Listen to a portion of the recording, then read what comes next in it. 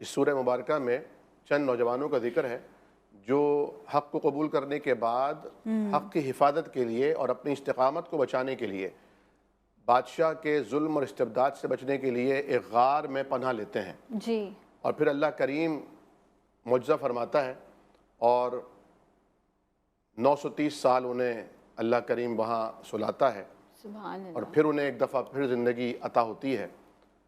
تو یہ ایک عجیب معجزہ ہے. تو اللہ کریم ویسے تو قرآن کریم کی 114 صورتوں میں 6236 آیات میں چھوٹی سے چھوٹی آیت بھی اللہ کا معجزہ ہے. بے شک. اور آیت کے جو لفظی معنی ہیں وہ نشانی کے ہیں، یعنی اللہ رب العالمین کی نشانی. اب اگر ہم اس زاویہ نگاہ سے دیکھیں کہ قرآن کریم کی ہر آیت کو بلکہ ہر لفظ کو بلکہ ہر حرف کو پڑھنے کا بھی ثواب ہے. ماشاء اللہ. یعنی آپ نے فرمایا حضور کریم علیہ السلام کا ارشاد ہے کہ جو الف لام میم کہتا ہے تو اسے ہر حرف پر 10 نیکیاں ملتی ہیں. سبحان اللہ. لیکن کیا وجہ ہے کہ بعض صورتوں کی فضیلت خود آقائے نامدار صلی اللہ علیہ وسلم نے اپنی زبان اقدس سے بیان فرمائی. یقینی طور پر جس طرح جمعے کا دن ہے افضل الایام ہے، تمام ایام کا سردار ہے، اور جمعے کے دن جو ظہر کی نماز 4 رکعت پڑھی جاتی ہے وہ خطبہ جمعہ کی وجہ سے 2 رکعت ہو جاتی ہے. تو کیا وجہ ہے کہ سردار بھی ہے وہ دن اور اس کی جو نمازوں کی تعداد ہے وہ 2 ہو گئی ہے؟ کیونکہ اس میں وہ تذکیر، وہ یاد دہانی، وہ وعد اور وہ خطبہ موجود ہے. تو سورہ کہف کو بار بار ریپیٹیشن اور بار بار ہر ہفتے پڑھنے کا بھی ایک خاص حکمت ہے کہ انسان جس ایمان کو اس نے حاصل کیا ہے. جی. سب سے پہلی بات تو یہ کہ ایمان کائنات کی سب سے بڑی نعمت ہے. سب سے بڑی نعمت اگر دنیا میں کوئی ہے تو وہ ایمان اور نبی کریم صلی اللہ علیہ وسلم کا امتی ہونا ہے. جیسے آپ نے فرمایا کہ ہمیں ادراک تو ہے لیکن صحیح معنوں میں ہم اس کا حق ادا نہیں کر پاتے. ہم باتیں تو کرتے ہیں لیکن عملاً ہم ثابت نہیں کر پاتے کہ ہم کس نبی کی امتی ہیں. اور مطلب اس کے یہ ہے نرمی سے چلنا، آہستہ سے چلنا کہ تب تم جاؤ تو پتہ نہ چلے. اچھا. ہم اس کو پیچھے سے لے کر آتے ہیں کہ نبی کریم سے جب سوال کیا گیا کہ غار والے کون تھے تو آپ نے فرمایا کہ پچھلے دور میں وحی کے ذریعے آپ کو علم ہوا، اور فرمایا کہ پچھلے دور میں چند نوجوان تھے جو وزراء تھے، جی.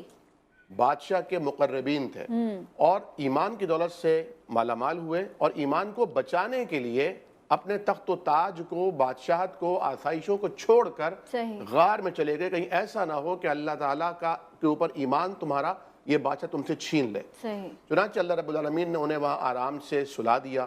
اور پھر جب انہیں اٹھایا گیا تو انہوں نے سوچا ہمیں بھوک لگ رہی ہے. تو ایک شخص کو انہوں نے اپنے جو ساتھی تھا اسے چند سکے دے کر انہوں نے بھیجا کہ چپکے سے جانا، اچھا. وَلْيَتَلَطَّفْ، اچھا. ایسے جانا کہ پتہ نہ چلے پتہ نہ چلے. کہ تم کون ہو، کہاں ہو، کس طرح ہو. کیونکہ جو لوگ تمہیں ڈھونڈ رہے ہیں جی. انہیں تو یہ پتہ ہی نہیں تھا کہ صدیاں گزر چکی ہیں. صحیح. اب تو سب لوگ مسلمان ہو چکے ہیں.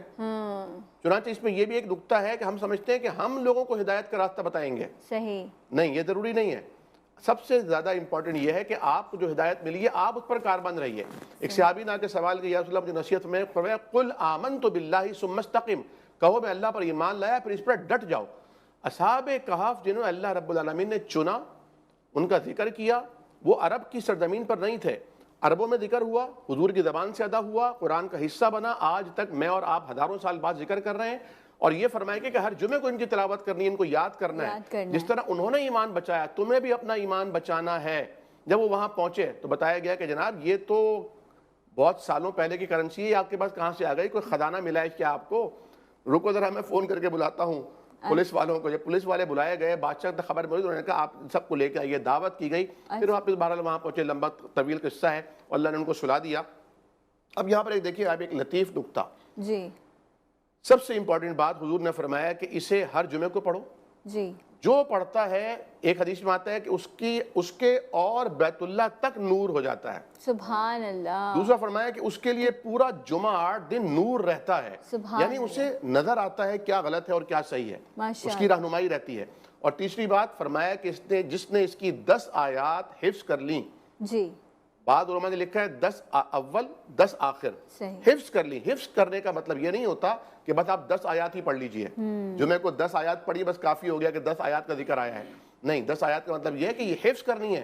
بار بار ان کو پڑھتے رہنا ہے، یاد کرتے رہنا ہے، دہراتے رہنا ہے. لیکن جمعے کو آپ نے پوری سورہ کہف پڑھنی ہے، اور جیسا آپ نے آغاز میں کہا تھا صرف الفاظ نہیں پڑھنے جی بلکہ اس کے معنی، اس کے مطالب پر غور کرنا ہے. بالکل. اور صرف 40% ایسے مسائل ہوتے ہیں جن میں آپ کو کسی کے پاس جانا پڑتا ہے سیکھنے کے لیے، باقی 60% تو اللہ نے آسان کر کے خود ہی بتا دیا ہے. بے شک. پڑھو اور ایمان لاؤ.